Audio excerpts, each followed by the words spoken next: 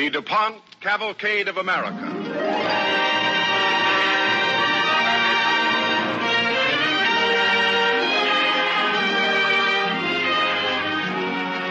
Tonight, the DuPont Company brings you Powhatan's Daughter, starring Joan Caulfield, on the Cavalcade of America.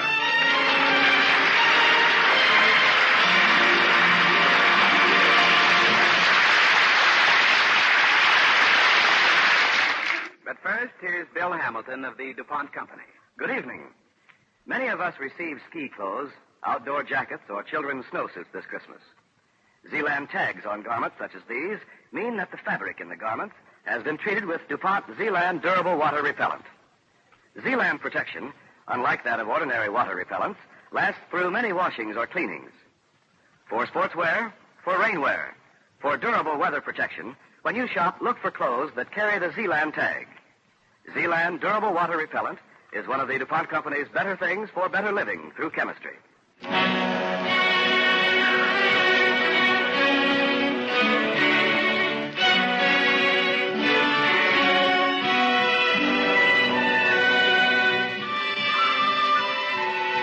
Now, Powhatan's Daughter, starring Joan Caulfield, on the Cavalcade of America.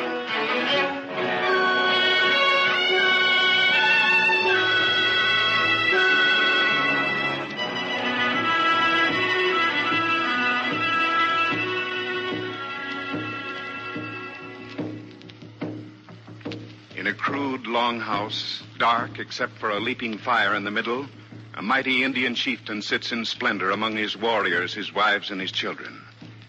Beyond the fire stands the prisoner, a white man wearing the doublet and high boots of the Virginia colonists.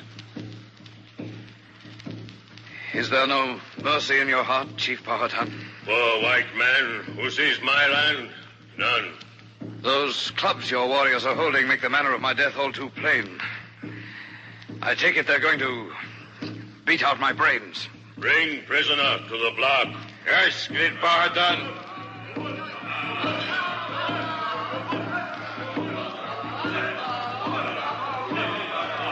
With what relish your people view the prospect of seeing my head crushed. Even the women. Silence, prisoner. Kneel before block.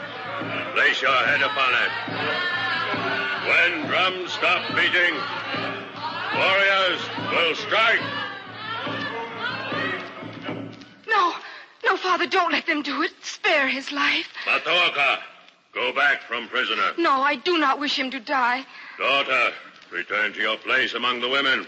It is a custom with us that a woman can claim a prisoner's life. I am a woman. You are child. You always say I am your favorite daughter. This is true. I have not asked many favors. I ask this now.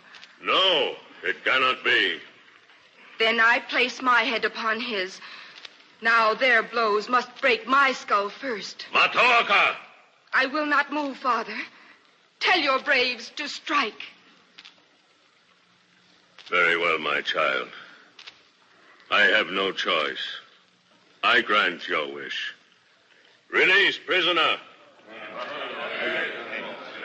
Oh, great Powhatan, I thank you. And I thank you, little princess. Will you tell me your name so that I may know what to call my benefactress? My name is Matoaka, but they call me Pocahontas.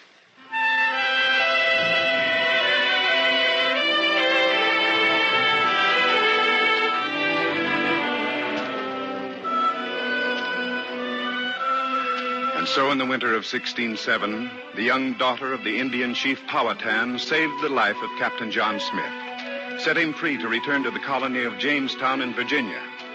In so doing, Pocahontas rendered an important service to the struggling little settlement, where Smith was one of its few capable administrators.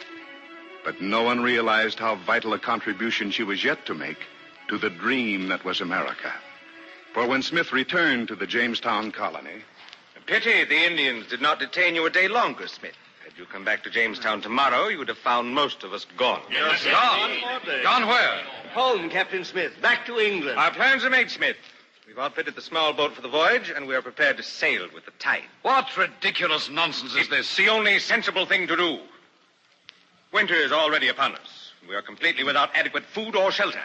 Archer, we were sent here to found a colony in the name of His Majesty King James I, to explore the lands hereabouts and to build houses and plant crops. I've had enough of this argument. To remain in Jamestown means to face starvation. I sail for England this day. All those who are of my mind, follow me now. One moment, Captain Archer. What is you sir? You make so bold as to point your pistol at me? I and any others among you who think to leave this colony. You dare to call yourselves Englishmen? Have you no courage? Courage will not fill our empty larders, nor our empty stomachs. Let courage fill your heart. Your stomach will not seem half so empty. No, Smith. I agree with Archer. We cannot remain here without food. Our stores are dangerously low as 'tis. Captain Smith! Indians! Indians? Indian attack. They've almost reached the clearing. Gentlemen, prime your guns. We had but gone aboard the ship earlier with... Quiet, Archer. Guard, open the door. Yes, Captain Smith. How large is their number? 20, perhaps 30. When they reach the clearing, give the signal. Then we fire. They're at the clearing now. Open the door wider. Gentlemen, take aim. Hold your fire. They carry no weapons. No weapons? They bear great baskets of food. And they're led by a mere girl. A girl, you say? See for yourself, sir.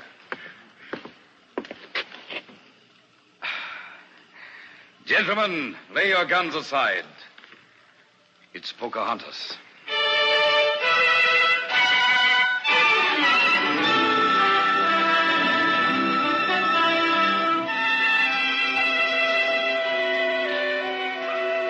Princess, ever since the first time you came to us with food and provisions, I've wondered why you do it. Your people have nothing, Captain Smith. Mine have more than they need. So every week you have brought us corn, deer, and turkey. Pocahontas, without you this winter might well have been our last. You alone have kept our men from sailing home, defeated. I wish to see you remain here and prosper. But does your father, the great Powhatan, share that wish? I do not think so. But I will speak with him. Oh, the words of a woman carry little weight in such matters. Yet I will speak with Powhatan. For sake of friendship, I bear you and your people. Thank you, my princess. I foretell that one day you will be a great woman. Am I not already a woman? You're yet but a child, Pocahontas. But one day you'll reach the full bloom of womanhood. And then you'll meet a man, a leader who shares your courage and your vision. A man such as you, Captain Smith? Younger than I, my child, and more worthy.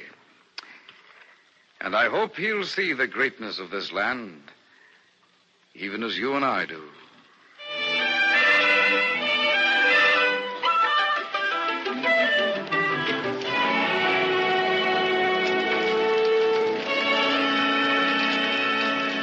She's done it. What's that, Smith? Pocahontas has persuaded her father to talk peace with us. Food is on its way to be served to us here, and at length Powhatan himself will arrive. That's splendid news, Captain Smith. Why splendid? So that we may remain in this accursed land, huddling about open campfires like this every night? Archer, do you not see what this means? If Powhatan stands ready to extend the hand of friendship toward us, we can abandon these warlike expeditions. We can direct all our energies toward developing the colony, investigating its resources. Its gold mines. Captain Archer, I have said many times I am convinced there are no gold mines in this territory. But the land itself, man, is gold. The opportunities on every hand are golden in their prospects, if we have but the heart and the will. I wonder what costume would be appropriate for receiving an Indian emperor. Dignity and wisdom, Captain Archer. I doubt if your wardrobe includes either. I bid you good evening. Redcliffe, throw more wood on the fire, and we freeze to death. Captain Smith. What? Princess, what brings you here so late at night? I come to warn you. Warn me against what? My father. He means to trick you tonight. How? The food he sends you is poisoned. Poison? You've done well tonight, Pocahontas. Again, we owe you our lives. Oh, if Powhatan suspect I betray him, he will have me killed. You did not betray him. You followed the promptings of your own heart. Yes, you feel as I do. There must be peace between red man and white. This land is large enough for both. There's freedom and fortune and happiness here for anyone who's willing to work. It is so. This great and bountiful land, many people could live here in peace. They will one day, my princess. And now I must warn the men to be on their guard and not to eat the food. And I must go back before I am missed. Oh, take care, Captain Smith. It is your life that is in the greatest danger.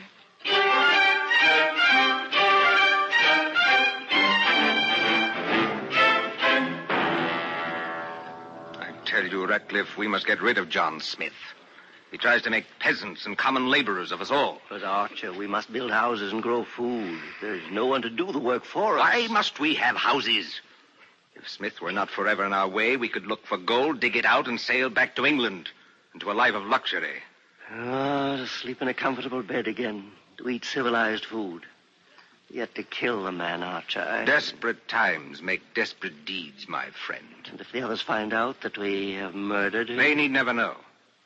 Be made to look like an accident. An accident? Listen to me. I heard Smith say that he plans to look over our gunpowder stores this very afternoon. Long fuse, set alight at the right moment, and we should no longer be troubled by Captain John Smith.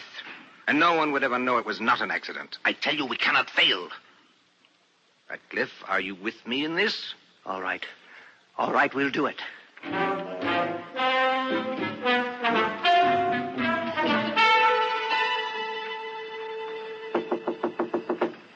Huh? Who's that? Captain Smith, Pocahontas. may I come in? I must not be seen talking with you. Come in, child. Oh, I look for you everywhere. What is this place? Our gunpowder storehouse. Well, is anything amiss? Oh, yes. I come to warn you. Powhatan talks with chiefs of other tribes. They join together to kill all white men. I feared he would make such an attempt. Do they have many firearms? Oh, more every day, by stealing or trading. And shh, What is it, Princess? I hear noise. What sort of noise? It was like hiss of snake. No, I do not think it is snake. It is more like...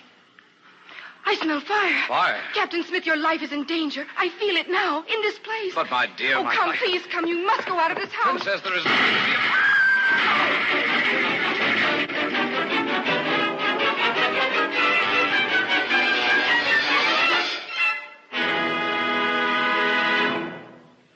You are listening to Joan Caulfield in Powhatan's Daughter on the Cavalcade of America, sponsored by the DuPont Company, maker of better things for better living through chemistry.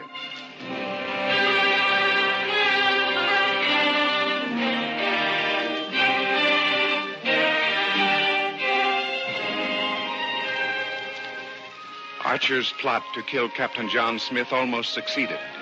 In shielding Pocahontas, Smith bore the full brunt of the explosion, which was intended to take his life and was badly burned. Well, after many weeks of suffering, he determined at last to return to England for treatment.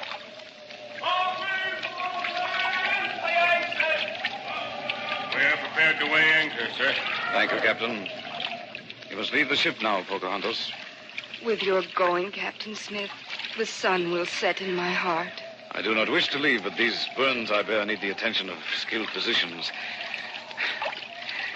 I ask one promise. That the friendship and love you have shown the colony will not end with my departure. But it will not be the same. There is no man who understands my people as you do.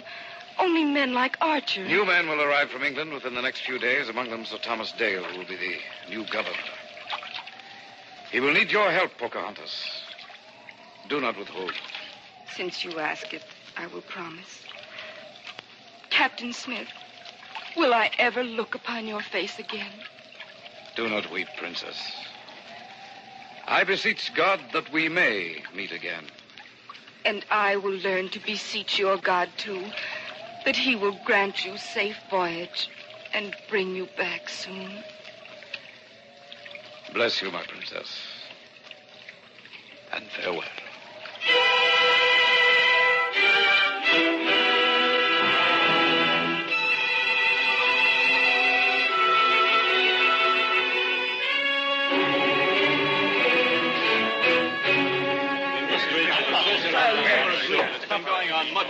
Gentlemen, if you please, this council must come to some agreement.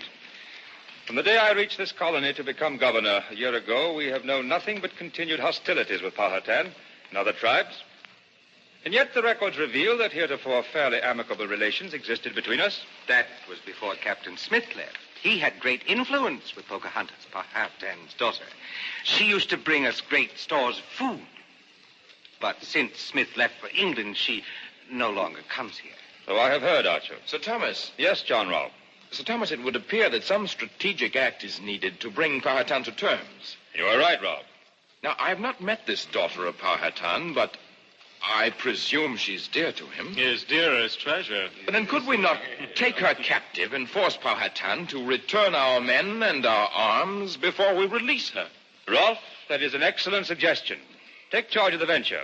Captain Archer will assist you. This Indian girl may well be the key to peace.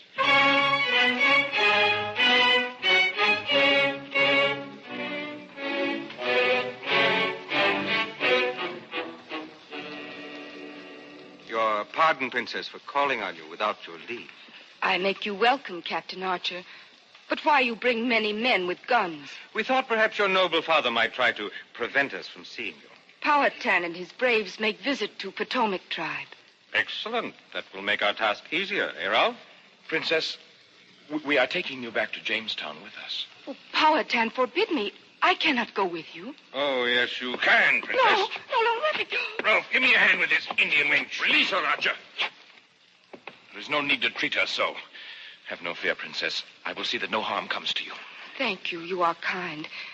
If Captain Smith were here, this man would not dare to touch me. I'm happy to say we'll never be troubled with Captain Smith again. What do you say? You have news of Captain Smith? Great news. The ship he sailed on was captured by French pirates and sent to the bottom of the sea with all hands. I do not understand. Captain Smith is dead, my pretty savage. Dead? My Captain Smith? Dead? Oh, she's fainted. Here, let me see to her. Don't bother. Now we can easily get her back to Jamestown on a litter. That will not be necessary. I will look after her and carry her back myself.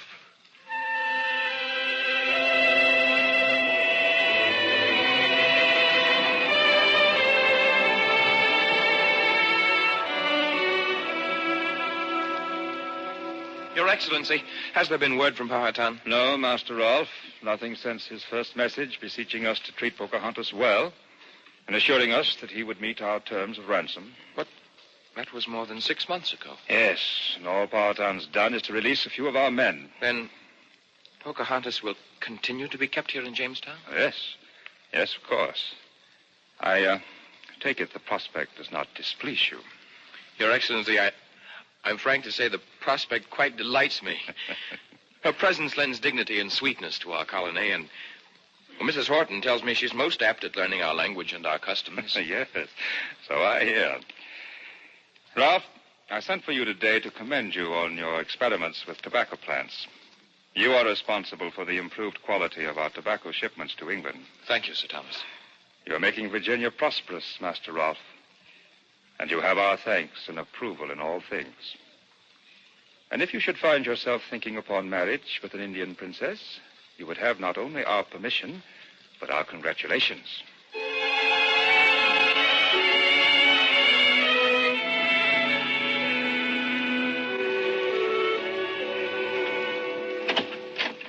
Good morrow, Master Rolfe.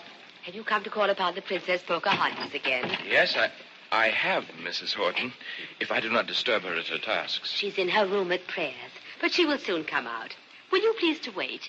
I'm happy to know that the princess has taken so quickly to our religion. She is a devout and gentle maiden. No English girl could be more so.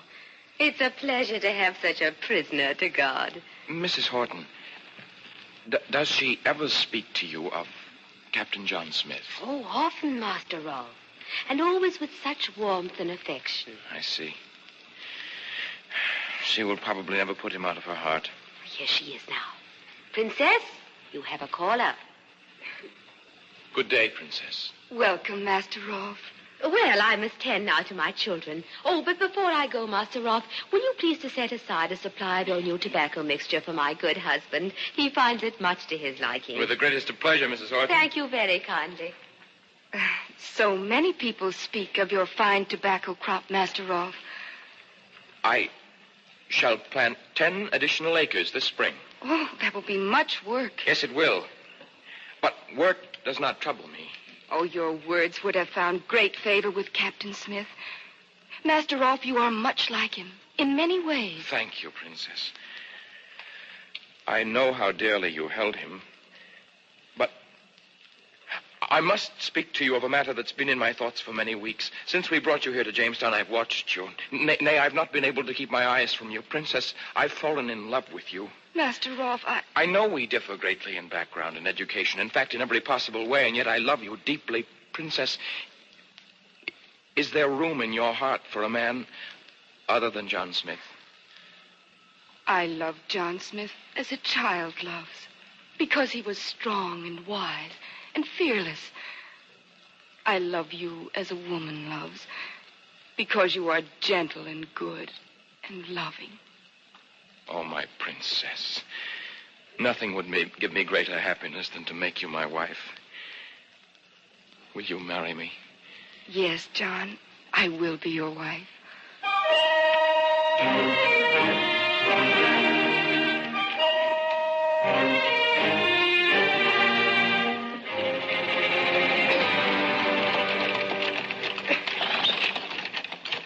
I still say this wedding procession is ill-advised. The whole colony is exposed to Indian attack.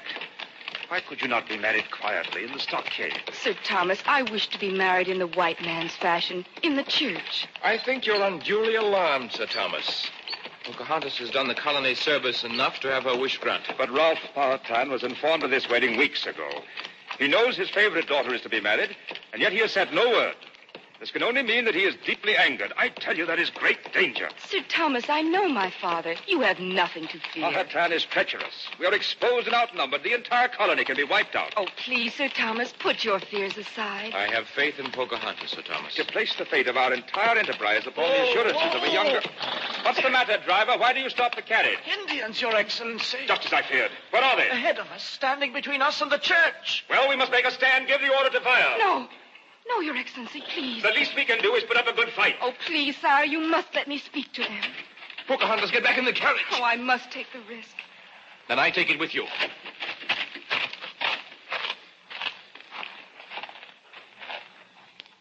Welcome, Father. Welcome to my wedding. There will be no wedding, Pocahontas. We come to take you home. This is my home, Father. These people are my friends. And this man beside me will soon be my husband.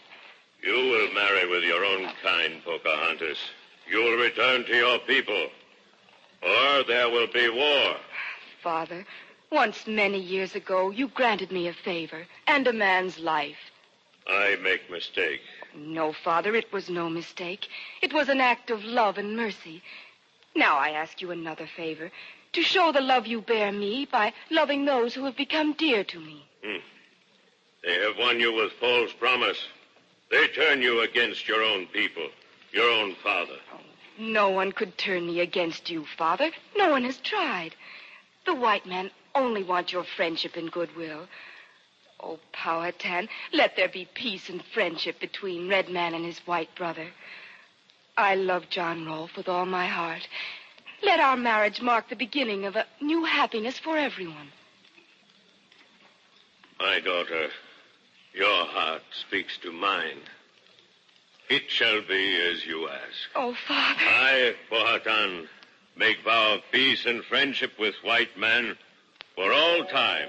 Oh, Father, you have shown the greatness of your love and your wisdom. This land is large enough for many people to live in peace and plenty. And as the white man prospers, the land will flourish and its bounty increase. And all will live here together in true brotherhood. And that which is the dream of today will be the destiny of tomorrow.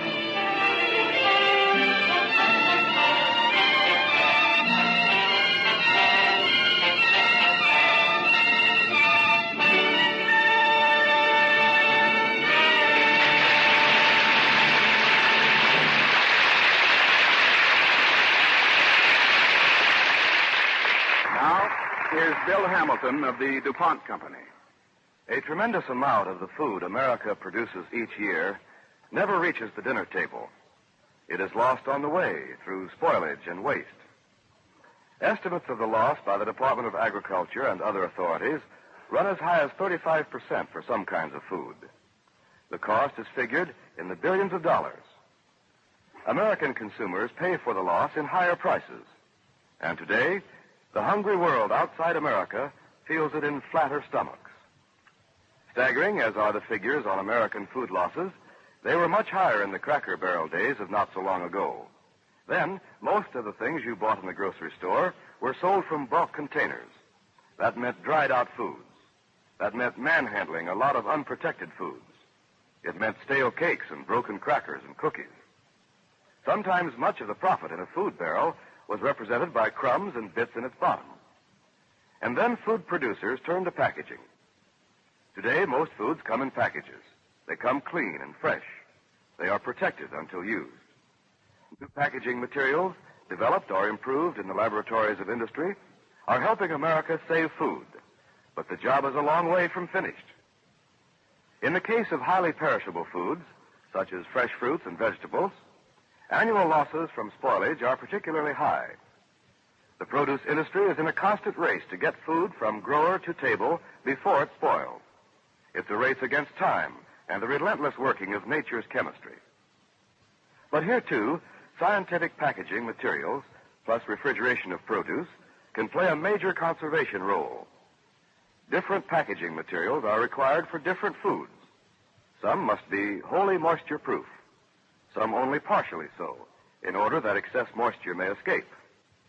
Some foods are put in transparent packages so shoppers can see what they are buying.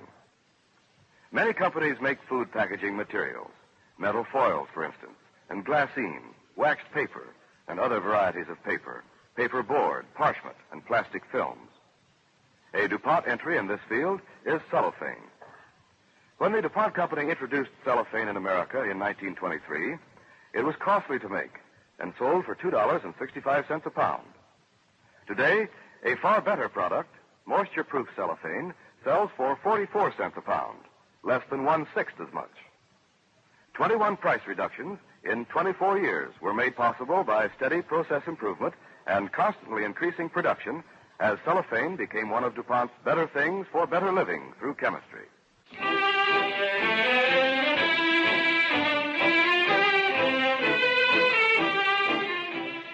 Next week, Cavalcade presents two distinguished stars of stage and screen, Basil Rathbone and Dorothy Gish, in a gay and affectionate comedy, The Justice and the Lady. Be sure to join us next Monday night at the same time for Basil Rathbone and Dorothy Gish on the DuPont Cavalcade of America.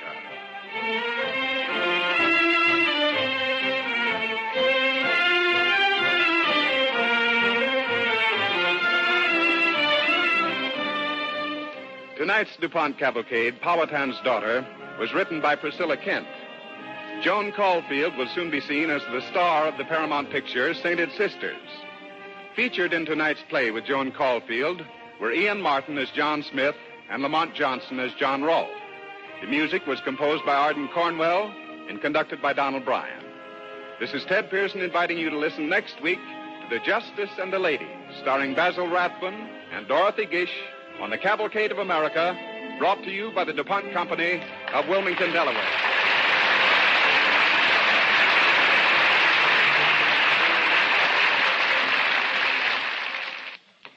This is NBC, the National Broadcasting Company.